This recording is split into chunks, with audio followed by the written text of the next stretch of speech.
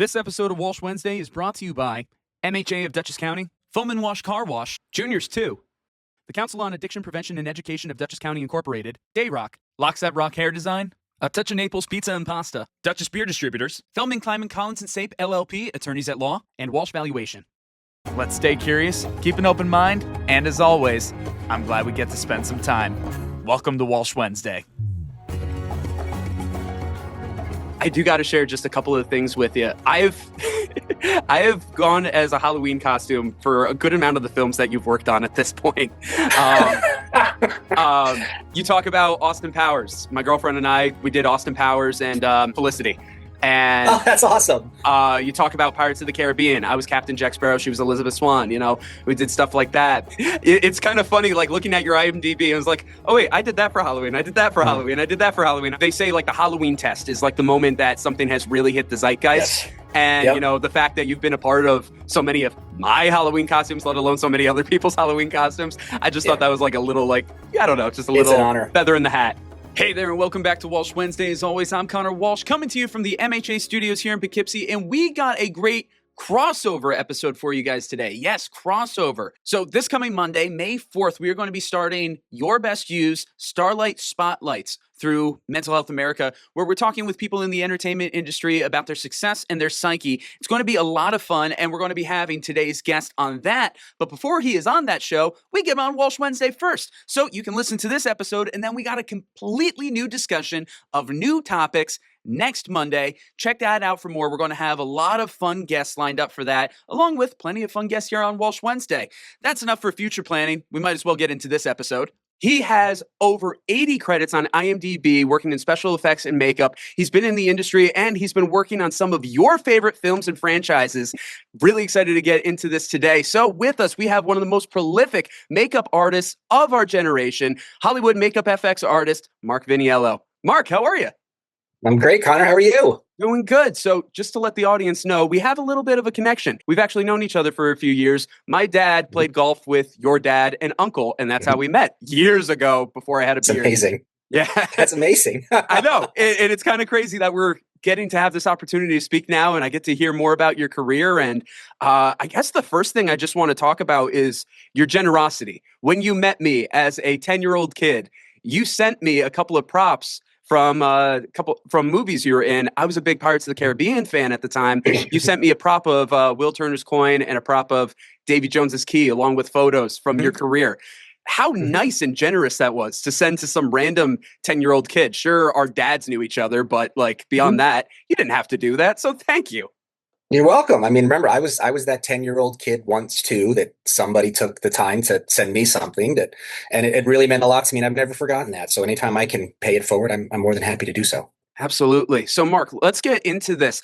I could spend the entire time listing off your IMDb, but that'll take up the entire interview. So for those who are watching and listening to this, what are some movies and franchises that they would be familiar with your work in? Well, I mean, going back, the big one would be the Lord of the Rings trilogy. I went down to New Zealand and I helped out on those films. Jurassic Park 3, Austin Powers 2, The Spy Who Shagged Me, the first Jumanji with Robin Williams, The Santa Claus. More recently, Stranger Things Season 1 contributed to the demigorgon, the practical costume. The Mandalorian TV series. Pirates of the Caribbean, you mentioned that I worked on 2 and 3. Sometimes they all kind of blur together. I was like, oh yeah, I did work on that. Godzilla, the 1998 Godzilla, I worked on that. Tremors 2, Aftershocks, that was one of my earlier films. I did a little thing while I was at Spectral Motion for Avengers Infinity War. We redid Paul Bettany's Vision cowl. Chris Pratt's The Tomorrow War. The Cursor Bridge Hollow, which is a fun Halloween film on Netflix. And then most recently, Blumhouse's Imaginary. It's a film about a haunted teddy bear. That's sick. And that's only a small portion of your IMDb. What an incredible career that you've had. That's really awesome. I feel very lucky. I feel very blessed and lucky that I've been allowed to work on such great stuff and that people really liked it. Starship Troopers, that's another big one. Oh, another good one. Yeah, yep. People love Starship Troopers, yeah. Yeah, I remember when you sent me all that stuff in the box, besides the Pirates of the Caribbean stuff. I wish I had the stuff with me. I should have brought it. But I think it was. Oh, of course. Did you think I would get rid of it? I don't know.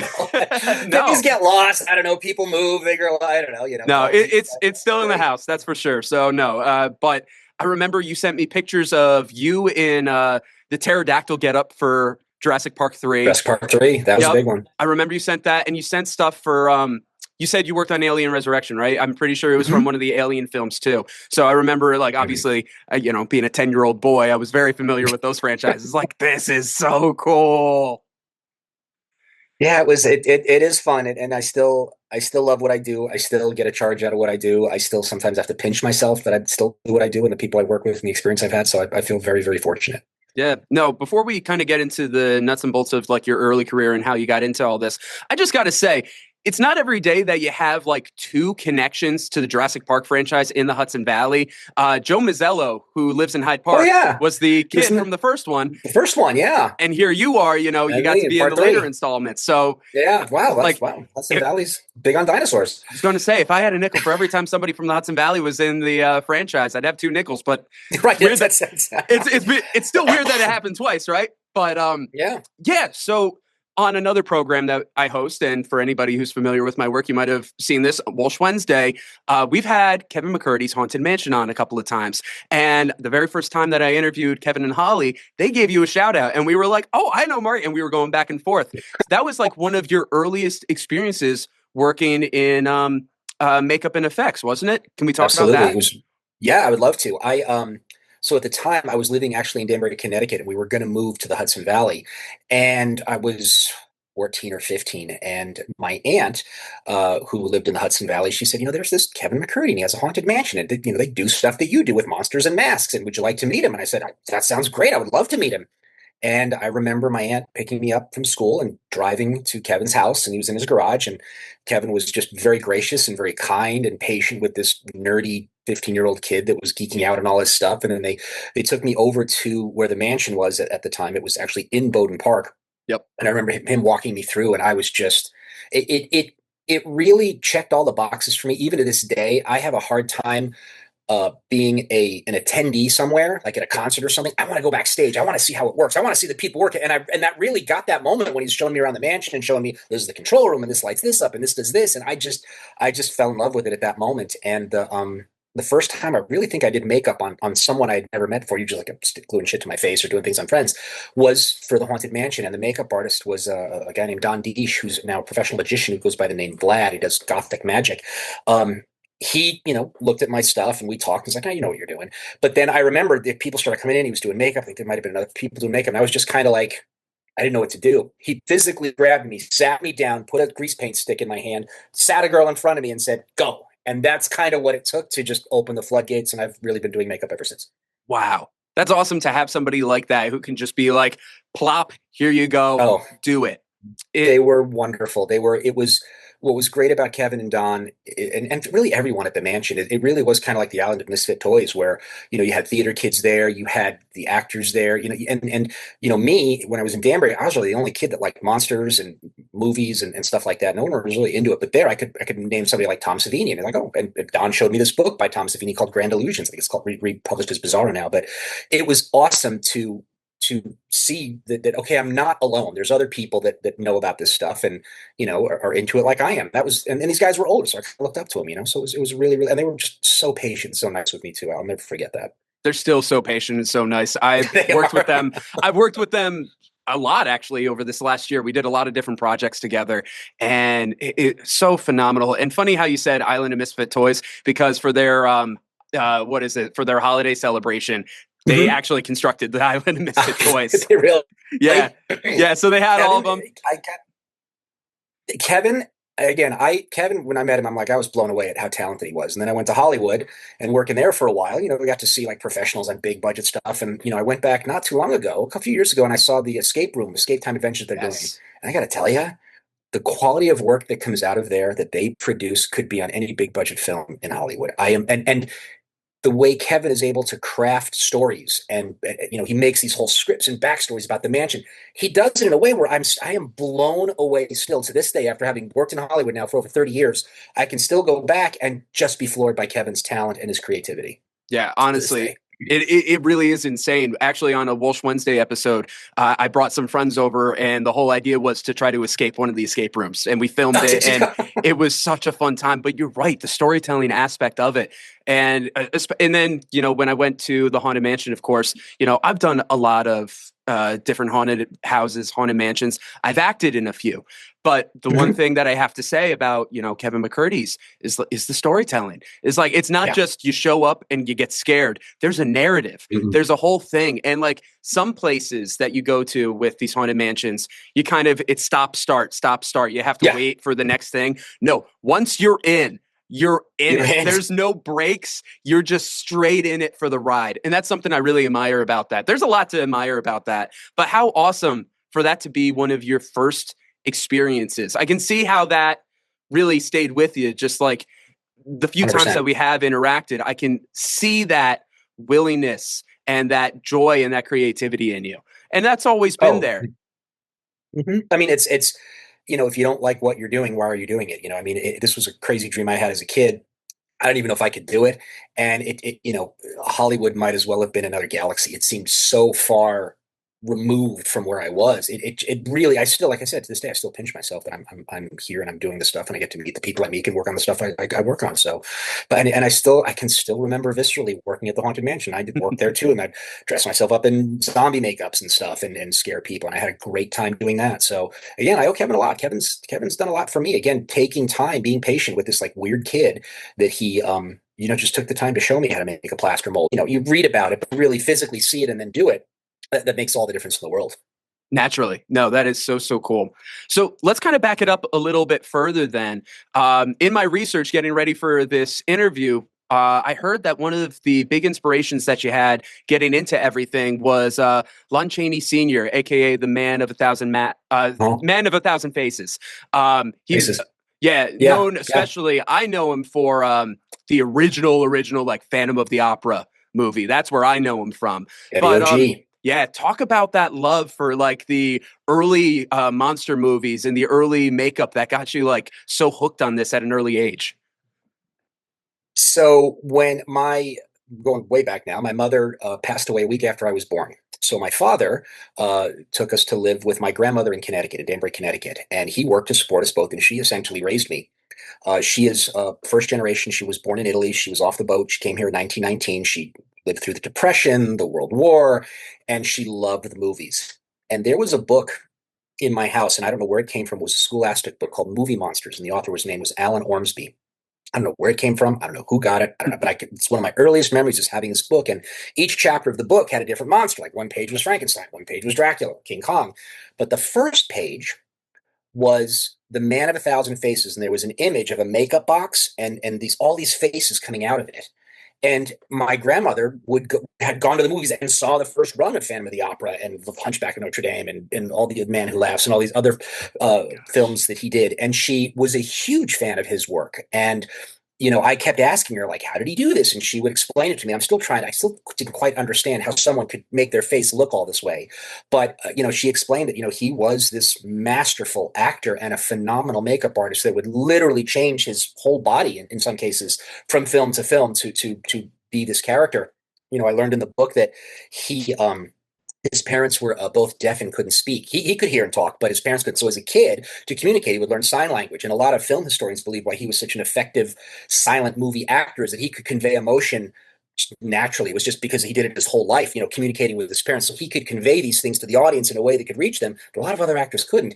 And his ability to just transform from role to role, it really struck a nerve with audiences, and it did with this, 5-year-old kid in Danbury, Connecticut a long time ago. Wow. That's insane. And it's also funny you mentioned The Man Who Laughs. I forgot that was he was a part of that as well. Naturally, that became the inspiration for Batman's The Joker. I might have been mistaken. So it was The Man Who Laughs. That was Conrad Veidt. And that was, it might have been He Who Slapped. I keep thinking of Laugh, Con, Laugh. Again, it's been a long day. So you are correct. So you just clicked all in. The Man Who Laughs was an actor named Conrad Veidt. He also was in a movie called The Cabinet of Dr. Caligari. But The Man Who Laughs was a makeup by Jack Pearson. You are correct. Bob Keane and I think Bill Finger were the ones that took that for the Joker. Lon Chaney did The Penalty, where he didn't have legs. He did a clown one that for some reason I said The Man Who Laughs. It might have been He Who Was Slapped. I don't remember. He did 150 films, and it was a pretty impressive resume. resume that he had for the silent era. Yeah, no, that is really impressive.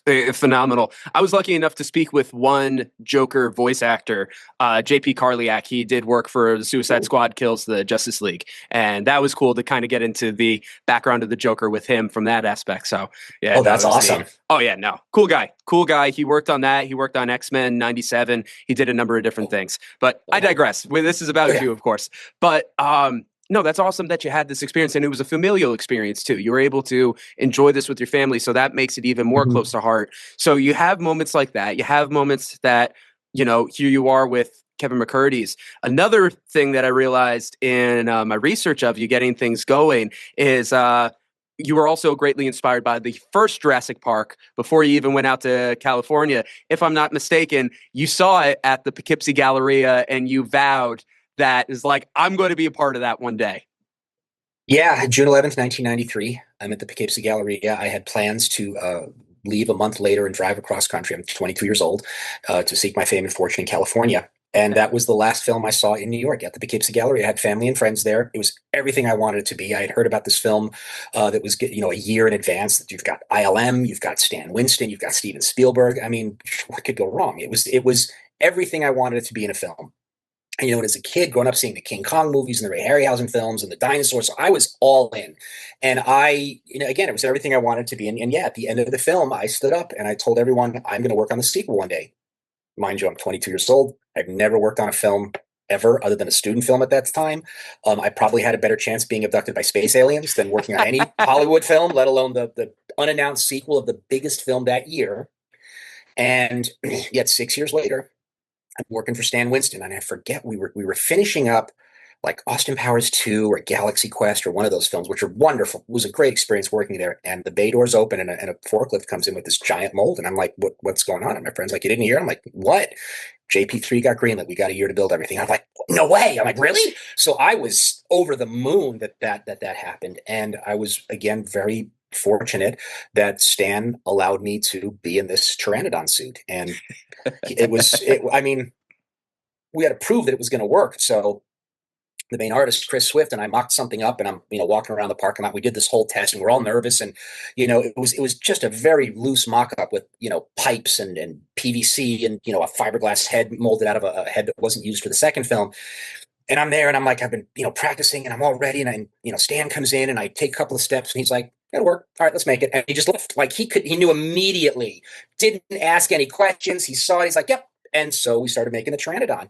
Wow. And Stan hired a personal trainer that would come in twice a week for myself and John Rosengrant, who was my supervisor, but he was also in the Velociraptor suits, to make sure that we were fit enough to wear these costumes and actually perform in them. Because Stan was always very much about the characters. These are just things. They are characters. And if you're going to be something, you better behave like this animal would. So, and these are very heavy, uncomfortable costumes. So John and I trained for months with this personal trainer in a gym at the studio that Arnold Schwarzenegger designed for Stan. So it was one of the most complete small gyms I ever worked out in. And it's a good thing too, because that was one of the hardest costume I've ever worn. Wow. Who would have thought that you'd have to worry about pumping iron and getting into shape to do something like to be working in makeup and special effects in Hollywood? I mean, it's good to just because, you're in this machine and you make sure it's running good, because if you are healthy, I mean, just not to go on a tangent here, but you think better, you think clearer, you're more creative, you're all the pistons are firing. But if I didn't train, that thing would have folded me in half. I wouldn't have been able to stand up. And also, you've got to remember, like, I've got this huge mechanical device. I mean, it's 125 pounds, 150 pounds. I'm on these stilts. I'm completely enclosed in this rubber suit. And I've got to perform multiple times because it's like, okay, back to one, take two. Oh, back to one, take three. Okay, let's try it like this. Take four, take five. Like, it's pretty grueling. It can be very grueling, actually. Yeah, I've worked on a number. I haven't worked on any movie sets, but I've worked on TV sets. And just the amount it takes and over again in the long days and the preparation before you even have the camera rolling, those are long days. And the sets that I was working on were really basic. Like when I say basic, it's like nobody was wearing big contraptions or a lot of makeup.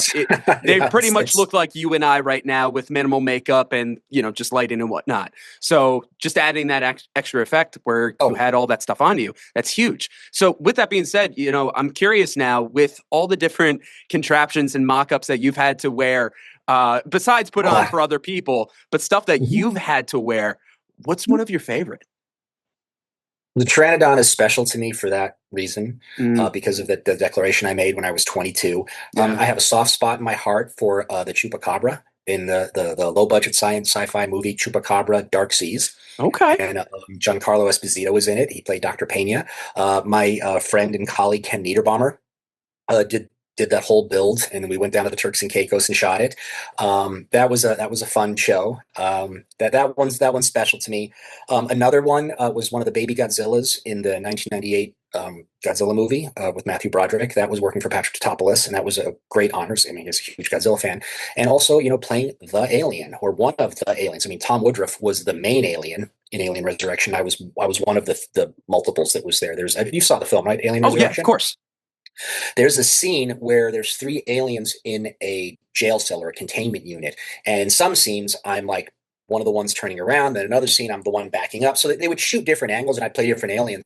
And I remember what happens in the scene is, I'm not ruining it for anybody. The two aliens attack one alien and it bleeds the acid blood and it burns through the floor. And then the alien, that's how they escape. And so we shot the attack scene and then we're in the set and it's an enclosed set. We're in this like closet with, glass, windows, and there's a hole in the floor and special effects is rigging it. And Tom and I are in the suits and we're sitting there in apple boxes and I can only look out of the neck. Like the head is out to here and there's these little holes with mesh on them so I can kind of see. And I'm, looking at Tom. Tom's chilling. I'm looking at the hole and I see a little flame just kind of pop up. And I'm like, huh. And then it lights around the ring. And I'm like, this isn't good. Like, because there's no way out. We are locked in this room and we're in these goofy rubber suits. So I look over at Tom, and he's just chilling. And I'm like, all right, well, if Tom's not worried, why should I worry? And the flames are starting to get bigger. And I'm like, I keep looking at Tom. Then the door opens. They come in with fire extinguishers. They get us out. They get us out of the suits. And I'm like, you're okay? I'm like, I'm fine. So I'm like, yeah. I'm like, okay, Tom. I'm like, thank you so much for like just chilling out and not freaking out because I would have freaked out. He's like, Mark, I was napping. I had no idea what was going on. So I was like, oh, okay, well, That's maybe you would have terrible. freaked out. Maybe I should have freaked out. Yeah. So Oh yeah, my he was just kind of God. closed his eyes and was just chilling while they were setting up and caught a little nap. And I thought he was just being totally calm. Nothing to worry about. We could have burned to death. Holy I'm crap. on fire. And Tom's like, I guess Tom's not freaking out yet. I guess I'm okay.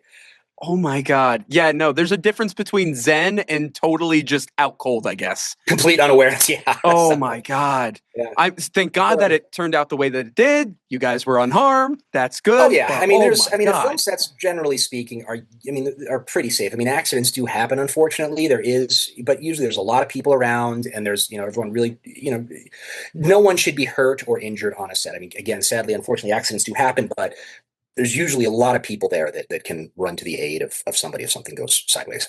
Yeah, no, naturally, I think you have to be. There's a lot of people on set. There's a lot of Oh yes, liability. There's a lot of assurance. If one thing falls out of place, that screws up hundreds of jobs right there. And that is so key. Like, not even just like, hey, we have a timetable to make this happen. You also have all the people that are involved in all the different ways. Hence why you have the credits at the end of oh all the yeah, shows and all the movies, because it takes a village, literally a village, to make it these does. things happen.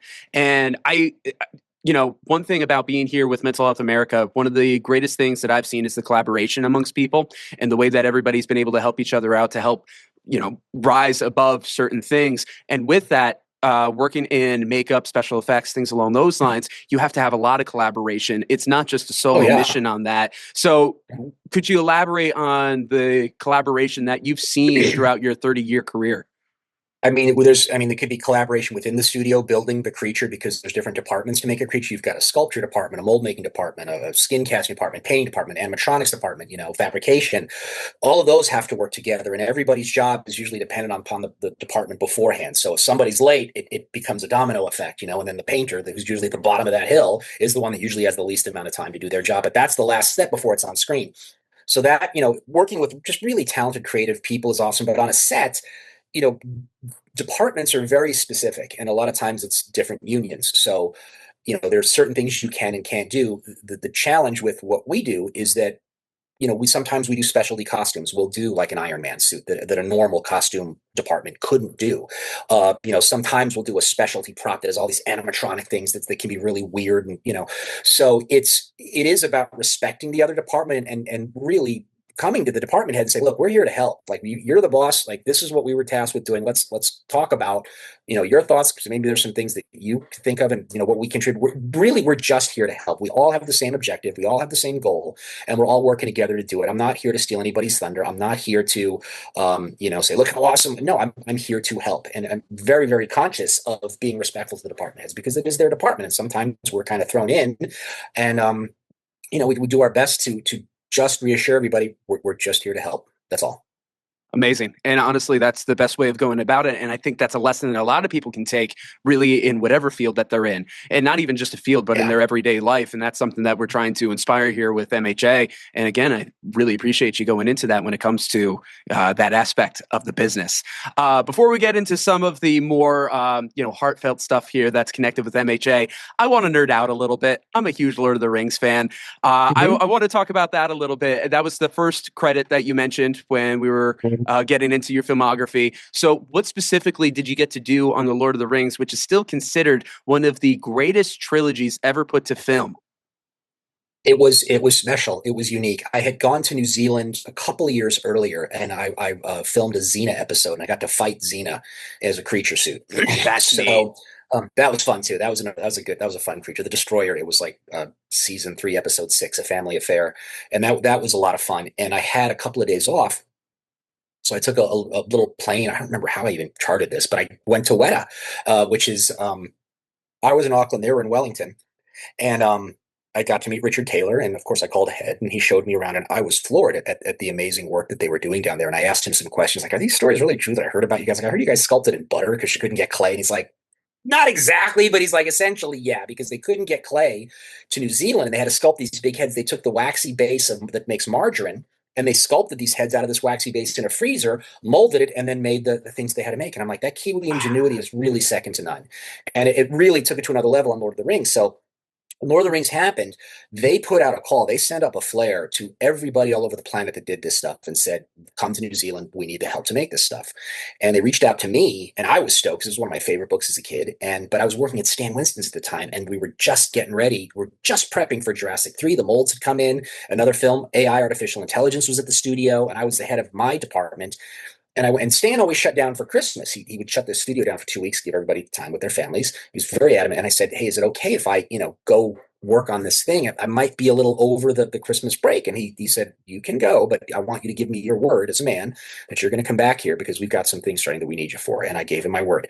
It's a good thing I did because I probably would have stayed down there. It was such an amazing time. It was one of those films that you hope you get to be a small part of. And I was a microscopic part of it. And I was, when I was getting ready to go down, Richard and Tanya asked if I could bring this component that helps with some foam latex. It's called Sets at 104. It's a Keurig soda. This is way before 9/11. I just had it on my carry-on. It's just a liquid thing, and I brought it down with me. It's not toxic or flammable or anything. I mean, it's toxic. You don't want to drink it, but it wasn't going to do any damage. But I remember when I got off the plane, I handed it to them, and they were more excited about being able to get that because they couldn't get it in New Zealand. So I was in the foam latex room, which was my department at Stan's. And the head of that department was a guy named Xander Fortier.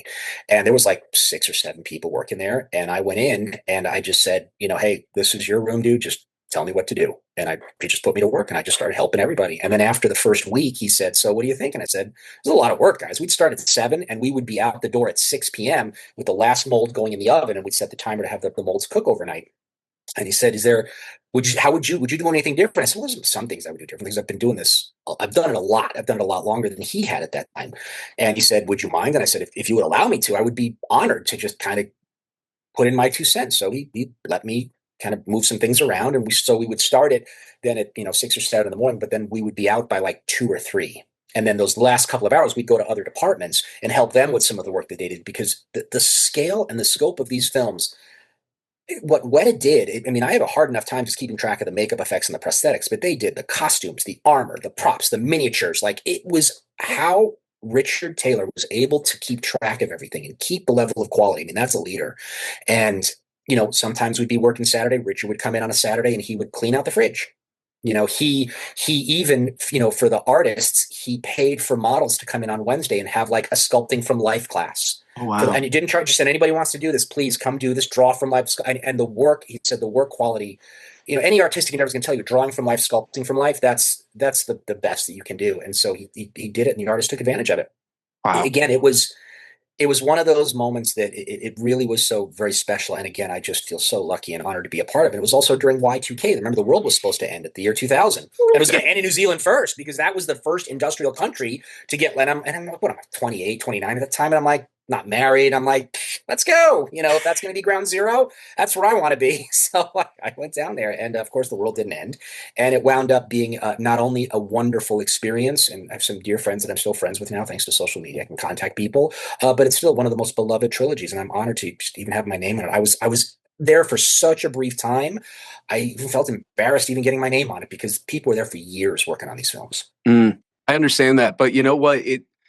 You were able to take those moments with you. You were able to make an impact in the short time you were there. And then you were able to take that with you for the other films that you worked on ever since that point. Oh, yeah. And it sounds like with Richard Taylor, you got to experience some phenomenal leadership. When you have phenomenal leadership running such a tight ship, but such a beautiful ship that people are proud to be on and proud to metaphorically sail on, things are going to run smoothly. And besides, Lord of the Rings, like before the movies even came out, one of the most beloved book series ever came out there. You could pretty much base all of fantasy from the 20th and 21st century off of what Tolkien did there. Tolkien did 100%. And when I heard Peter Jackson at the time, I'm like, shouldn't this be like Ridley Scott?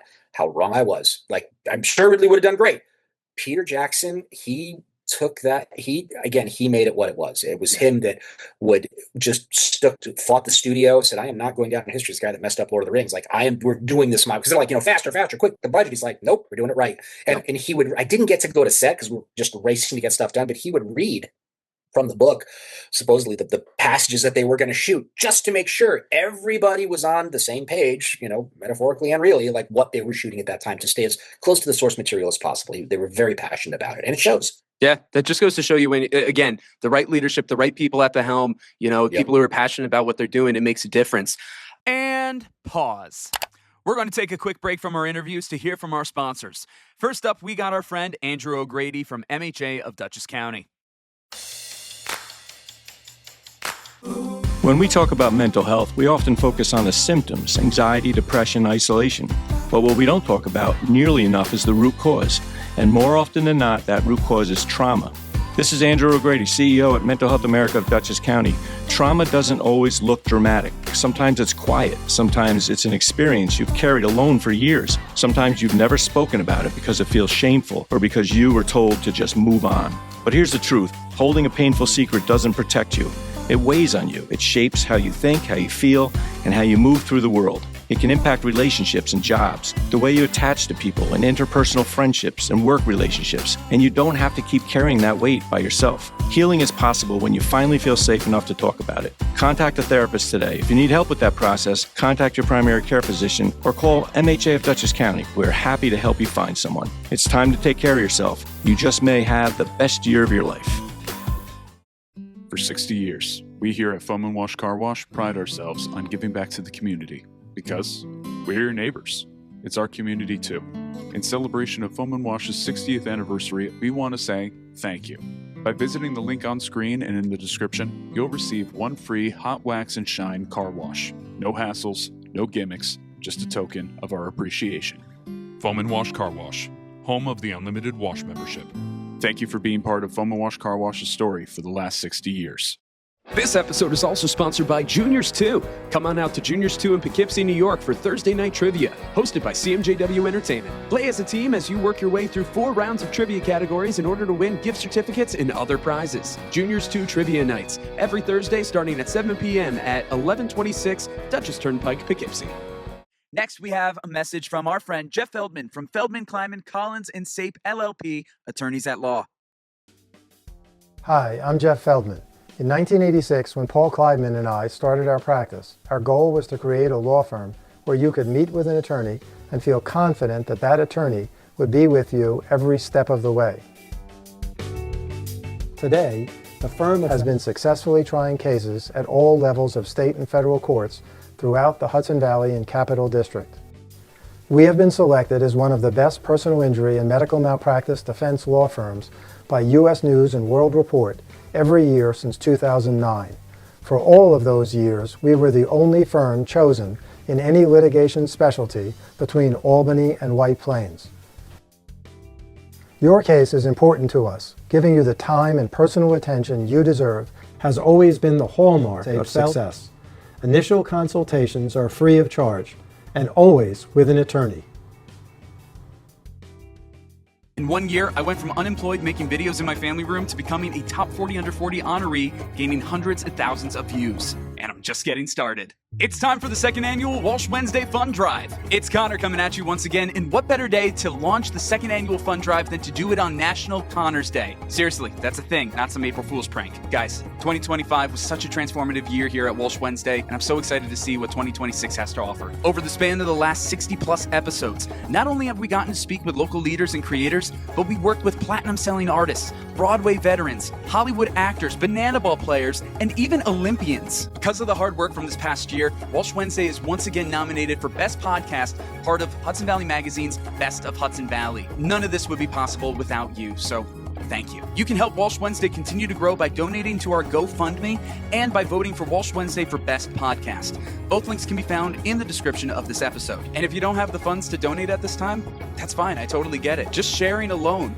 goes such a long way. We got some really cool plans for 2026. As you've seen, we've recently launched our trivia spin-off, Walsh Whiteboards, which honestly has been a blast to film. Not just that, we're hoping to go on the road more often to show you incredible sights, stories, exhibits, and more that can't be captured in the studio. From the bottom of my heart, I greatly appreciate you for believing in what Walsh Wednesday is and what it will become. The second annual Walsh Wednesday Fund Drive and the Best of Hudson Valley voting will end on April 30th. That being said, Connor Walsh signing off for Walsh Wednesday on National Connors Day. And as always, I'm glad we get to spend some time. Thanks for listening, guys. It's time to get back to the show. And play. Mark, we could be here all day. I could listen to your stories constantly. I'll nerd out one more. I'll ask you one more story about something, and then we'll kind of get into a lot more of the nuance, if you don't mind.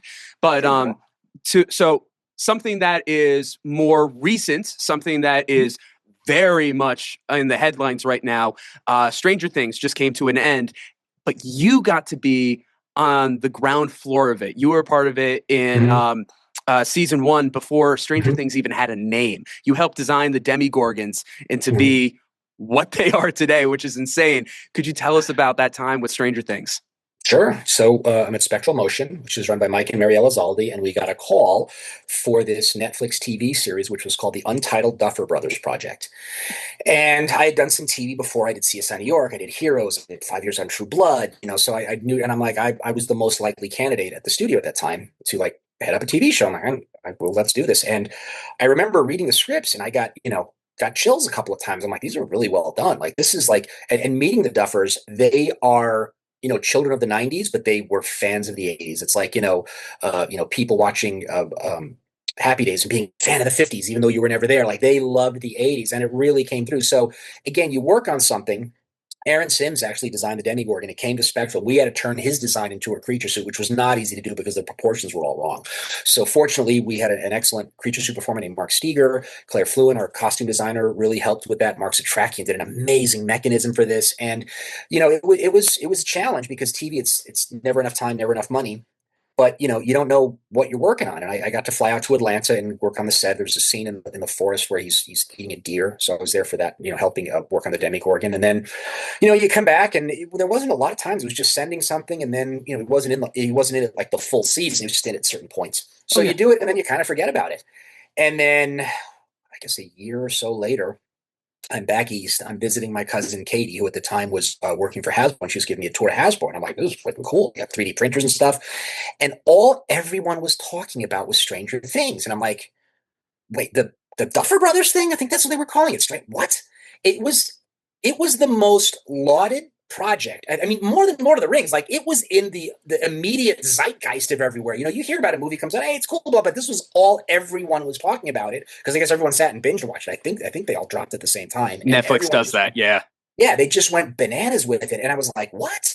And it reminded me, it reminded me when I first met an actor who was in Star Wars. The actor, I don't remember his name, but he was the original Uncle Owen for Luke, who's telling Luke, you can't do this. You're a farmer. You got to stay here. And I went up to him and I just said, man, what is it like being a part of something that changed pop culture and just, I mean, history? Like, you guys made history. Did you know you were making something special? He's like, what are you kidding me? George didn't know. My agent called me, said, we got this thing. I shot it for 3 days and that was the end of it. Like, on to the next thing. Like, yeah. It was this kind of the same thing with Stranger Things. I had no idea. I mean, I knew it was going to be good. I mean, the script was good, but I had no idea it was going to be such a phenomenon that it became. And that, again, talk about leadership. That's the Duffer Brothers. Mm-hmm. No, it's incredible what they were able to come up with. It really was a cultural phenomenon. And I know everybody's still kind of reeling over the fact it's like, it can't be over, conformity game, yada, yada. But no, it's done. They're going to make spin-offs. They're going to have, everybody's going to move on with their careers. But just be so grateful for the incredible television that we got. And you got to be a part of that phenomenon. So, you know, now kind of getting into some of the more nuance of everything, kind of a similar question that you asked the actor from Star Wars, pretty much asking you relatively the same thing. You've had so many iconic franchises under your belt to be a part of, even just a microscopic part, to use your own term, but even just to be a part of it in these degrees. What is it like to be a part of these phenomenons that have touched millions, if not billions of people? It's hard to say, because when you're making something, you have no idea how it's going to be received. Like when I was on Godzilla, the 1998 Godzilla, that was on the same production team had just done Independence Day. So they were primed to do something that's going to be even bigger than Independence Day. And it wasn't. I mean, it's gotten a life and cult following afterwards.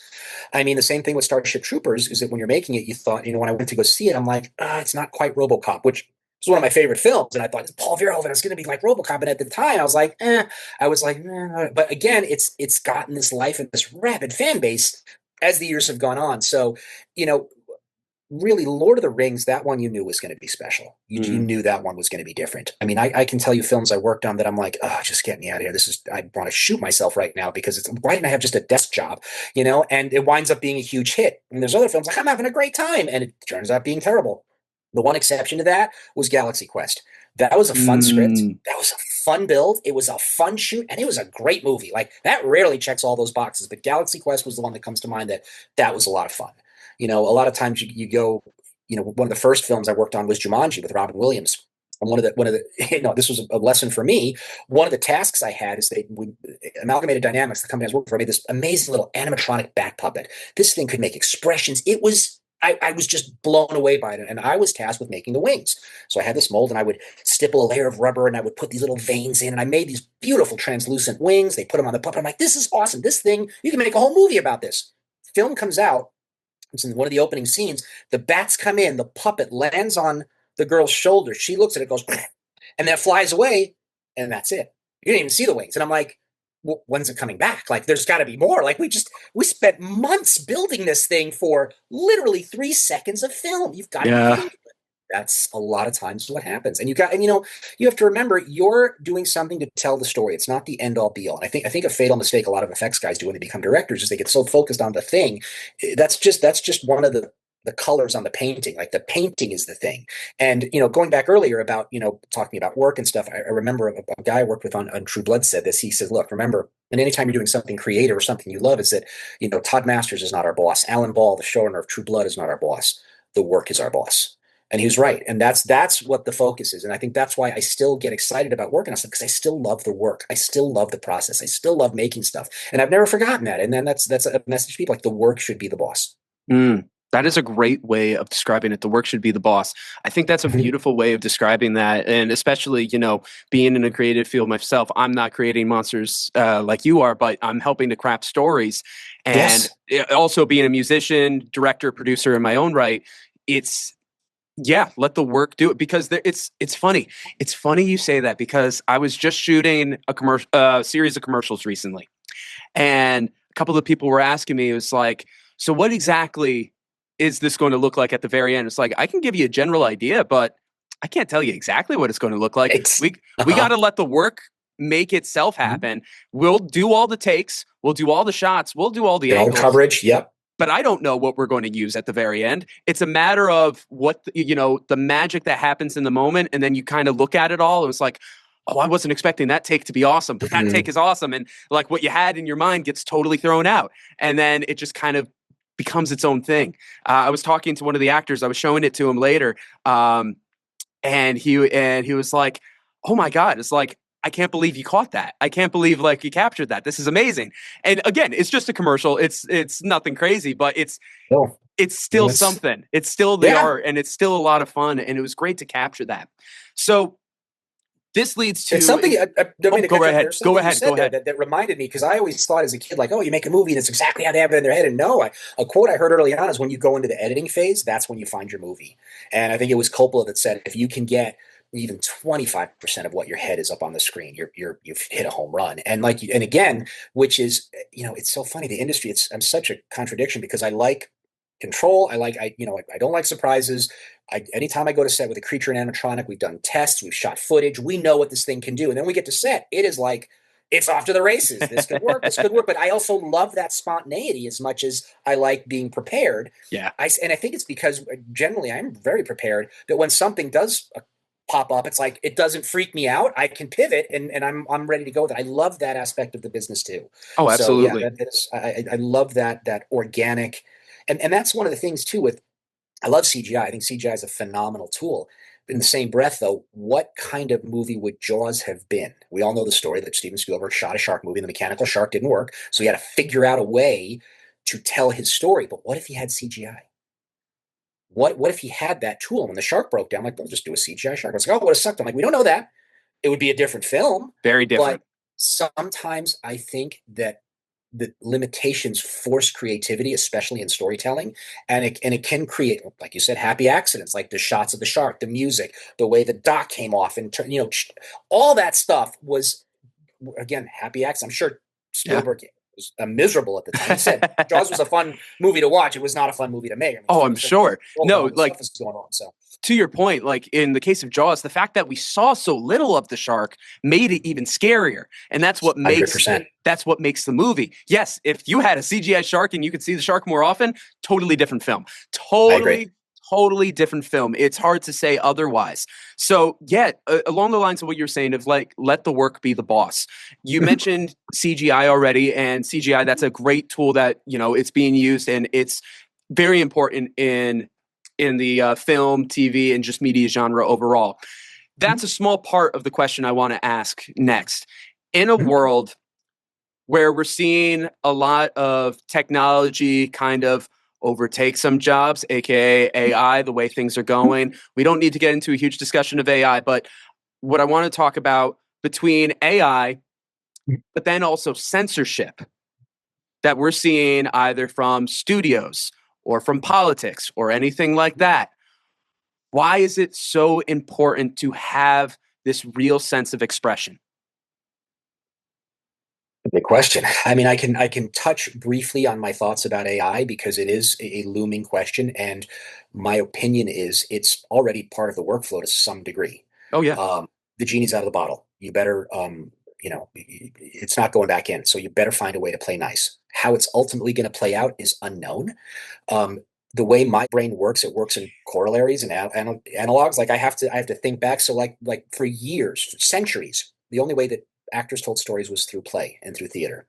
When film came out, I'm sure it was very much like, well, that's the end of theater. It wasn't. When TV came out, well, that's going to be the end of film. It wasn't.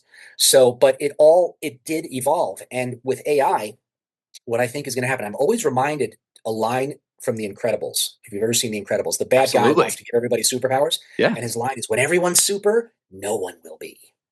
So I think a lot of the sense of wonder will be gone. Like in 1933, you saw King Kong come through. You'd never seen anything like that. You saw the parting of the Red Sea in the Ten Commandments. You saw Star Wars. You saw Jurassic Park. You saw The Matrix. You saw things that had never been seen before. Now you see everything. Like there's nothing that can't be done. So I think that what's going to happen is it's all going to pivot down to really good storytelling and really crafting, which is what the art was meant for. George Lucas said special effects without a story is a pretty boring thing. And I agree. You have to care about the characters. You have to care about the story. That's not going anywhere.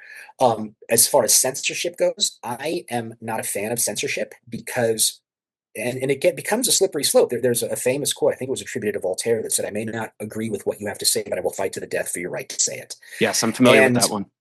And, there's certain comedians I don't like. I don't like their subject matter. I don't like their delivery, but that's fine. I don't watch them. But I think that humans Americans too are mavericks. They're rebellious, and I think a lot of that expression is a form of rebellion, which I think you can't. The more you try to squash it, you're going to have the reverse reaction of what you were hoping for, because people are very clever. It's going to figure out a way to show itself whether you want it to or not. I 100% agree with that. It's kind of, we keep bringing up Star Wars. One of the things that they always said when it came to the way that the Force worked and where Anakin came into play was to bring things into balance. And Anakin was the reaction to the dark side looming. It was the back and forth on that. So I know I'm being a nerd right here using Star Wars as an analogy, but it's true. Whatever you try to do, it's kind of like in the story of Oedipus, minus the whole mother thing. It's the whole like you fear something so much, or you work to prevent something, and you just play right into its hands. You play right into it. Exactly. Tragic story. Yeah, no, that was someone who tried everything he could to deny his destiny and unknowingly caused it. Yeah. Exactly. So no, it's very interesting where we are in media. As a journalist, as a creative, I look at some of the things that are happening and I'm concerned to a degree, but I'm also hopeful and excited in other degrees. So it's a double-edged sword. It's two sides of a coin. So I think that's very interesting. So as we're getting towards the end of this episode, and honestly, I could be speaking to you forever here, Mark, I appreciate it. Let's do another one. We'll have to do another one. But with that all being said, as a kid that was from the Northeast who made his way over to bright, shiny Hollywood, you were able to create something for yourself. You were able to create this legacy. For anybody who's still over here on the East Coast or wherever they are, who are looking to pursue that dream, but they just don't know which direction they're going to be, but they stand up in their theater and say, hey, I'm going to do that, but they don't know how they're going to do that. What do you say to them right now? I've got to quote Calvin Coolidge, because he's going to say it better than I could. And the quote is, nothing in the world will take the place of persistence. Talent will not. There are many unsuccessful men with talent. Genius will not. Unrewarded genius is almost a proverb. Education will not. There are many educated derelicts. Persistence and determination are alone omnipotent. That quote, I read it in a Tony Robbins book, and it really resonated to me, because I was not the best sculptor. I was not the best painter. I was not the best sketch artist. I was not the best makeup artist, but I would outwork anybody in anything I did. I think part of what was frustrating for me at the time is I wasn't naturally gifted, but I had a work ethic that I would literally outwork anybody. Give me the hardest work you got, and I'm going to outwork them. I won't sleep. And that is something that I think is true no matter what. I'd rather have someone that's going to work hard than a talented person who just loafs off. I would rather have someone that really tries and really cares. And don't be open to, again, if you're, there was a guy, I forgot his name. He plays basketball for the Harlem Globetrotters. He's like 4'11". I think his name is Short Shot or something. He wanted to play in the NBA. That ain't going to happen. I'm sure people told Muggsy Bogues and Spud Webb, you ain't going to the NBA. They did. He couldn't go to the NBA. He just couldn't do it, but he was able to play for the Harlem Globetrotters. So again, you may have your idea of what your bullseye is. Don't be celebrated that even if you hit the target, even if it's not the bullseye. Like, again, I wanted to be a sculptor.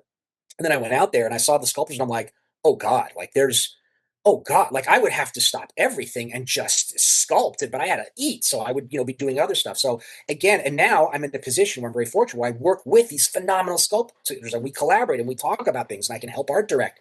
So again, my career took kind of a turn from where I thought I was going to go to where it wound up actually being, which was actually the best fit for me anyways than what I originally had in mind. So be open to that. And again, to be honest, I worked on Jurassic Park 3. I was called in to work on Jurassic Park: The Lost World. And I took an interview and I'm like, this is it. I'm going to achieve the goal. But they wanted me to start and I was still working on Alien Resurrection. And I'm like, I cannot quit in the middle of the show. That's like the unpardonable sin back in the day. Like, you didn't do that. And I said, I'm sorry. I have to fulfill this commitment. I'm so sorry. You guys want me to do it for you. And I remember walking out of the interview just going, damn it, I didn't achieve the goal. But I said, you know what? I was asked, I could have, but I chose to maintain my integrity. And then a few years later, it worked out even better than if I had taken that job on Lost World. 100%. Incredible. Absolutely incredible. You never know where something's going to take you. You don't know what one decision is going to lead into, good or bad. And to kind of take it back to something that you said earlier, how we were talking about, we don't know what the movie's going to look like until you get into the editing phase. Yeah. look at your life as the editing phase. Give 100%. yourself, Very well put, Connor. yeah. Give yourself the patience. Give yourself the patience to be creative, to pivot, to improvise. Treat your life like the editing phase. And I think that's, you're going to do really well in life, I think. Absolutely. And just keep going. Just keep going. And you have to, it's very hard to be objective. It's just work hard. It's not just about working hard. An analogy I always said, we've all seen a fly like go against a window. He's working hard, but he ain't going to go out there until he can step back and be like, I should go there and do that. So that's another aspect. It's not just blindly working hard. I mean, you can work you're on a treadmill, or a hamster wheel. You have to be able to step back and assess what's working, what's not, and then knowing how to course correct when necessary.